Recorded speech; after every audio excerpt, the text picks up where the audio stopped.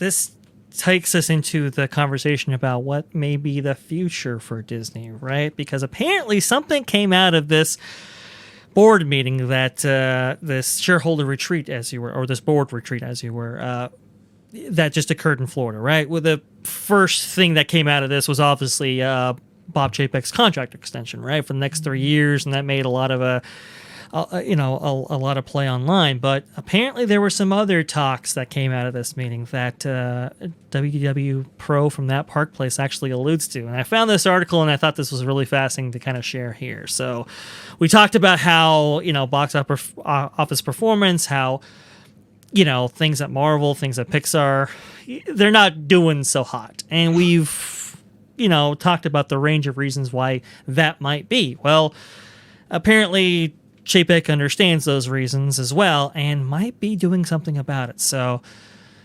here's what he says. Rumor, Bob Chapek and Disney board to moderate through company policies. Changes may be coming soon for a Disney company that once wanted to moderate away from divisive political situations. Is Bob Chapek ready to alter policy to achieve his goals?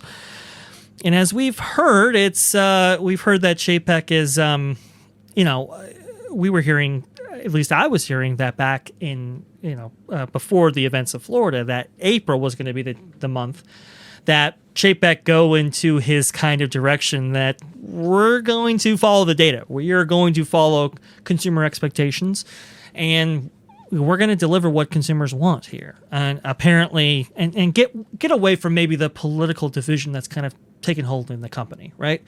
That our the content that they produce is going to be kind of unifying and maybe more politically neutral.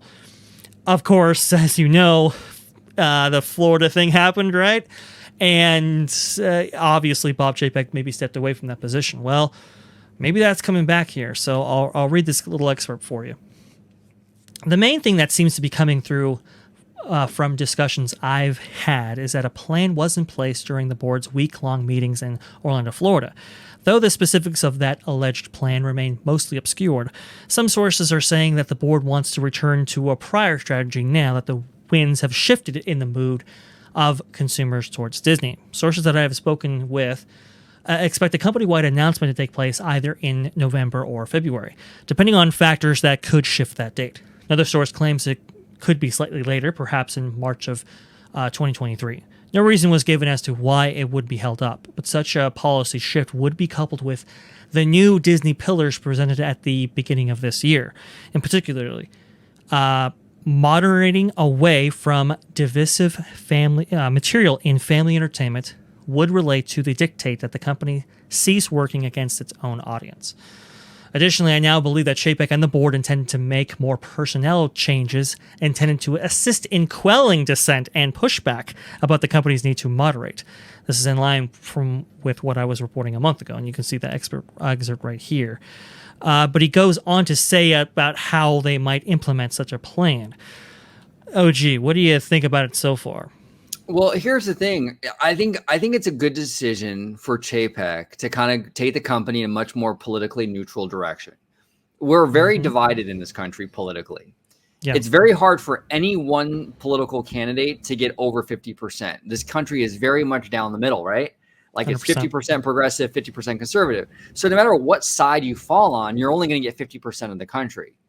So from an entertainment standpoint, from Disney's perspective, it doesn't make any sense to make woke content or, on the flip side, to even make conservative content. Because no matter what content you make that kind of caters to one political ideology, you're only getting 50% of the country. Pretty much. So Chapek is absolutely correct in this. Disney needs to stay the fuck away from this stuff and just make good content and just get out of this business of... Bob Iger has completely created a mess here for Disney, and we're starting to see this come to roost. They need to get out of it. They need to get out of this.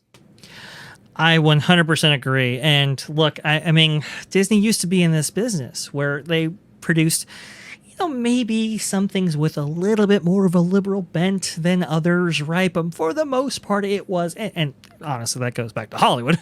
But for the most part, seriously, it was mostly very kind of unifying content, kind of politically neutral content that everybody could kind of get on board on, and really brought everybody together. And unfortunately, we've seen content now, not even just produced by Disney, but from other studios, that have been very divisive, that have actually,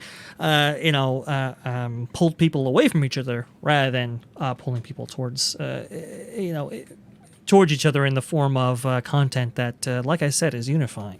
So this is a very interesting plan here. Here's how WDW Pro believes it's going to be implemented. As far as how this policy change will impact operations inside Disney, sources believe that Kareem Daniel will be empowered to help curtail potentially damaging material at a greater level. In the wake of the Disney walkout movement, the company has not been censoring material that could damage its revenue potentials. Such was the case with Lightyear. Furthermore, another rumor we are working to follow up on is the claim that Jon Favreau might be brought in as a creative liaison between the corporate management of Disney and the various studios' management tiers. Others may also be drafted into a panel to assist in listening to studios' desires, while also filtering content in such a way as to make it more accessible to the broadest possible demographics. In particular, I'm hearing that Disney leadership at the highest level is concerned its major studios have stopped working towards broad appeal in order to push less financially viable worldviews. Marvel, Pixar, Lucasfilm, and Disney Animation Studios are all under the spotlight, according to sources that I have chatted with. And this is where it gets particularly interesting. In signs of positivity moving forward, Disney is working, allegedly, to sign major actors to multi-movie deals with the MCU in order to bring together a huge multiverse extravaganza. And according to Hollywood writer Kamran Pasha, he is hearing from private messages out of Disney employees that CEO Bob Chapek is reassuring executives that he intends to move the company away from political and ideologically sticky situations. As he should. As he should. Look, and you can still do, and I think the thing that a lot of people, the misconception people have is like, okay, if Chapek wants to move away from political, like situations, and that means we're not going to get any kind of representation or more, we're not going to get any inclusive content. That's not true. You can still make inclusive content. You can still have cultural films and what have you. Look, even Michael Eisner did that. Right? When in the 90s, you had like Mulan and Pocahontas and all these films that were of different cultures, right? But it wasn't like they weren't political statements though back then. It was just, you know what, we're going to tell a story about Pocahontas. You know what, we're going to tell a story about Mulan, right? It wasn't like beaten over the head politically. Disney can do that again. And they should. You can make inclusive content. You can have a variety and many cultures and voices heard without getting political about it. That's the 100%. Thing. People don't understand that. A lot of people think, if you don't go political, then all we're going to have is just a bunch of white guys in movies. That's not true. That's not true.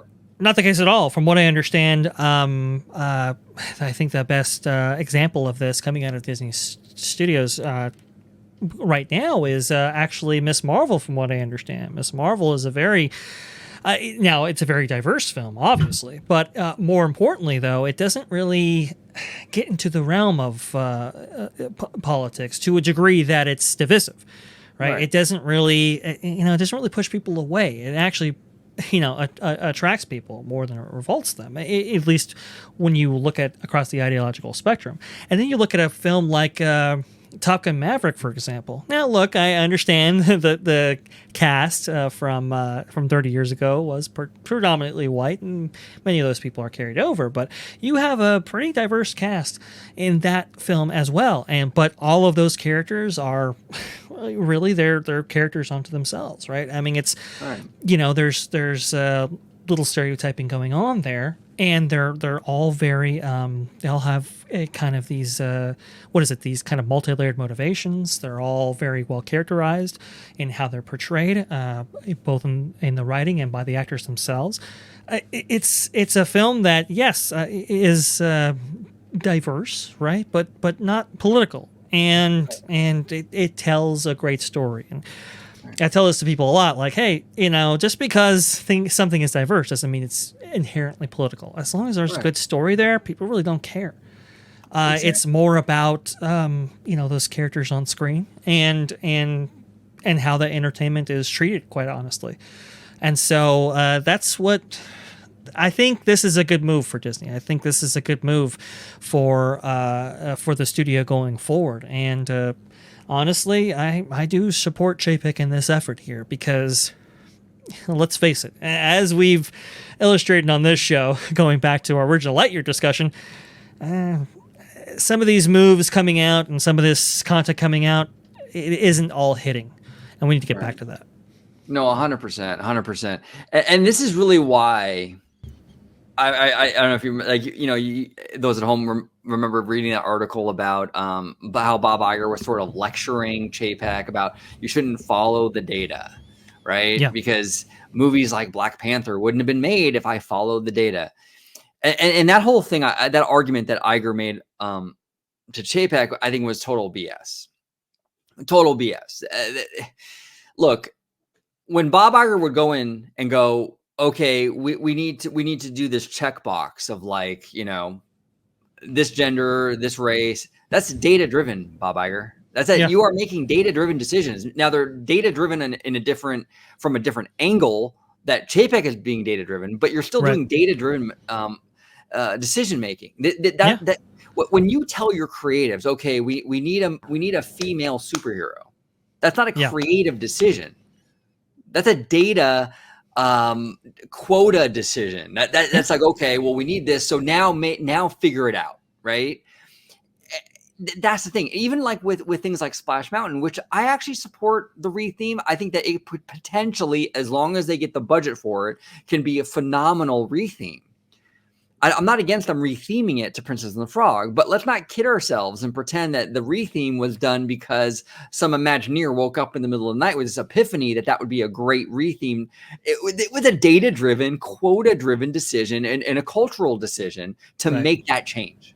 And I find it hilarious when Iger goes in there and tries to lecture Chapek about data when he's been data-driven a lot, but just in the political direction.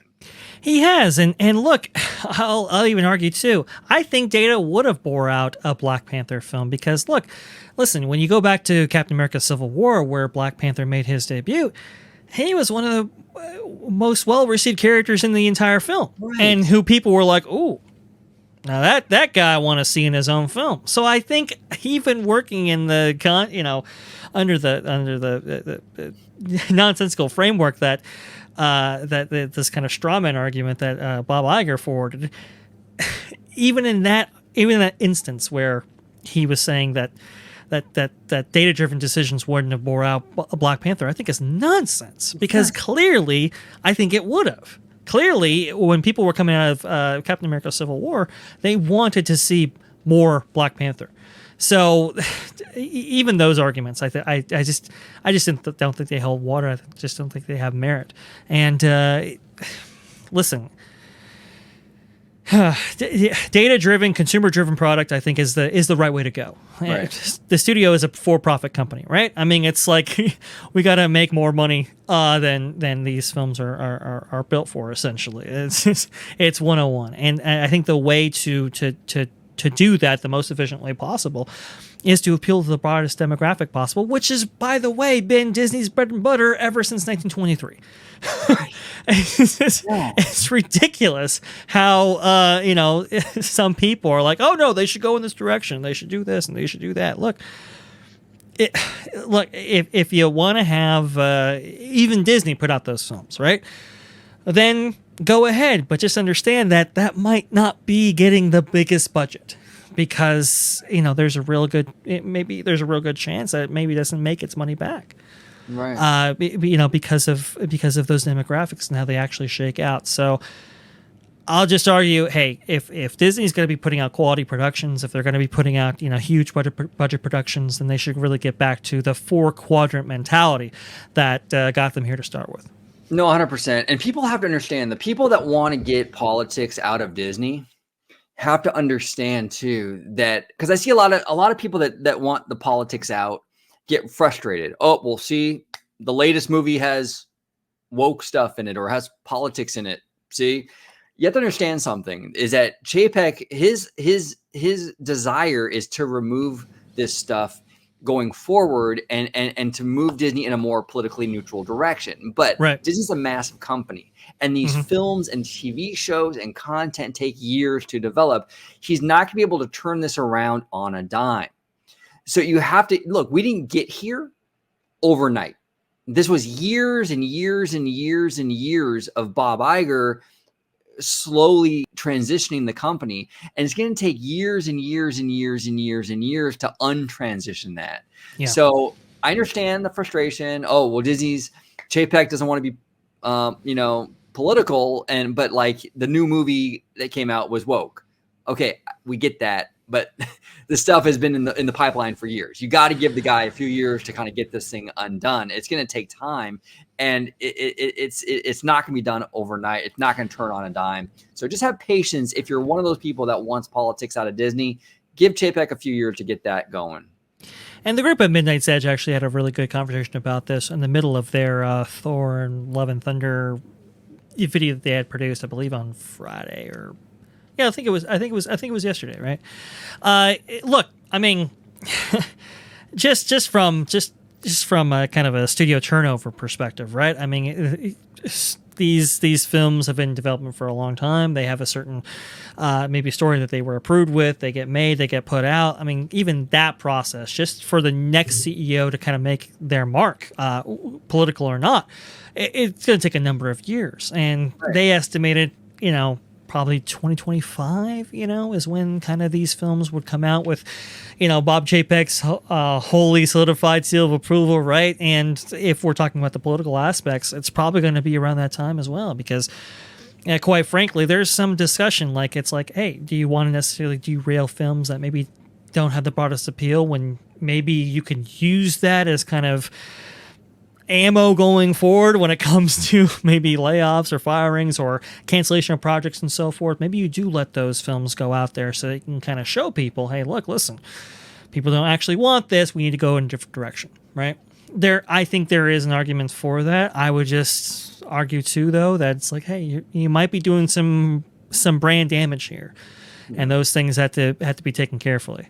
It's going to be a fascinating thing going forward, watching Disney navigate these waters, because man, it's going to be there's some turbulence in the air. Let's just put it that way. No, there's absolutely some turbulence, and see how it all shakes out. It's oh man, I look, I would not want to be. I mean, I would want Chapek's job, but